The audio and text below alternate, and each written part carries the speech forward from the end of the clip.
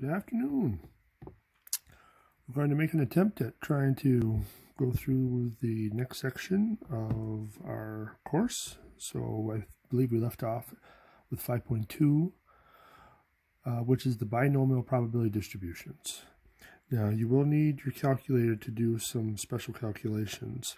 And if you're not sure how to find them, I'm going to go through a couple of different options with the calculators that I have, and hopefully that will guide you enough to figure out where it is on your own specific calculator. So in the last section, we looked at probability distributions in general, which could have multiple outcomes, but the one special feature that we saw in there was that all of those probabilities for each of those outcomes has to add to 100%. We still have that with a binomial probability distribution. The only difference is now we're reducing it to two outcomes or two categories, which we could have something like true false or yes no or pass fail, something like that. And those would be considered a binomial probability distribution. Now, in addition to the three criteria from before, one of them being that the sum of the probabilities is 1, and then we had the probabilities had to be between 0 and 1, which was kind of a gimme situation. And then the random variable had to be numerical, which again, that's going to happen pretty much all the time. We have 4 criteria that have to be met specifically with the binomial probability distribution. So let's go through them real quick. So a binomial probability distribution results from a procedure that meets all of the following requirements in addition to the previous requirements from section 5.1. So number 1, the procedure has a fixed number of trials. That one should be pretty straightforward. You're only going to flip a coin a certain number of times and then stop. That's kind of what they're looking for. The trials must be independent. The outcome of any individual trial doesn't affect the probabilities in the other trials. So again, we'll see what that looks like in a specific problem in a sec. Each trial must have all outcomes classified into 2 categories, commonly referred to as success and failure.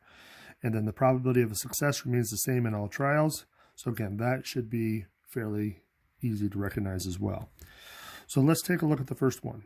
So determine whether or not the given procedure results in a binomial distribution. For those that are not binomial, identify at least one requirement that is not satisfied. Guessing answers. The math portion of the ACT test consists of 60 multiple choice questions, each with 5 possible answers, A, B, C, D, and E, one of which is correct. So let's go through the 4 and check to see if they are satisfied.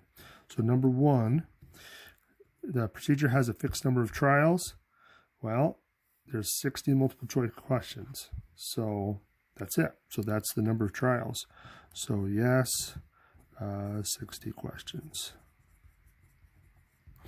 So number 2, the trials must be independent. So the outcome of any individual trial doesn't affect the probability in the other trials. So basically, if you were to guess on one question, is that going to influence how you guess on the next question? Maybe in some cases, but in general, no. It shouldn't impact how you're going to guess on the next question. So they should be independent.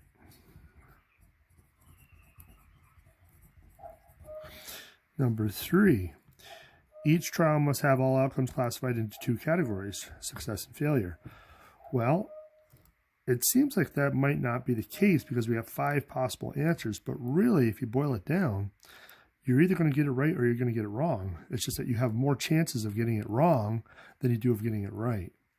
So there are only 2 possibilities. You're either going to get it right or you're going to get it wrong. So the answer for that one is also yes.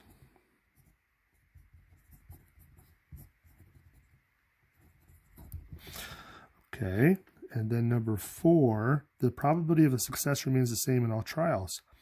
So there's always going to be a 1 out of 5 chance that you get it right and a 4 out of 5 chance you're going to get it wrong for every single question. So the probability does remain the same. I'll just put 80-20 and that'll hopefully make sense to you. So all 4 conditions are met. So the answer is yes. So this is a binomial probability distribution. Okay, let's try the next one.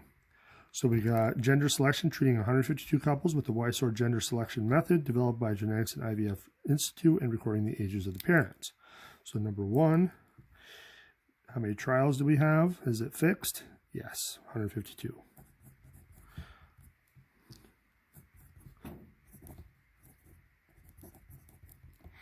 Okay, number two, the trials must be independent. So the outcome of any individual trial doesn't affect the probability of other trials. So what does one couple say influence what the other couple says? No. So they are independent. And number three, each trial is classified into two outcomes or two categories. Well, what are they looking for? Now, they're talking about gender and gender methods, and blah, blah, but what are they actually collecting for data? They're recording the ages of the parents. Is that only going to be in two categories? No. So this does fail. Oops. So ages. So this is not two categories. And number four, which doesn't make any sense based on what we're collecting for data, the probability of a success remains the same. Well, we don't have that happening either. So this is a no. So the answer to this one is not a binomial probability distribution. All right, so let's stop there and we'll continue on with in the next video.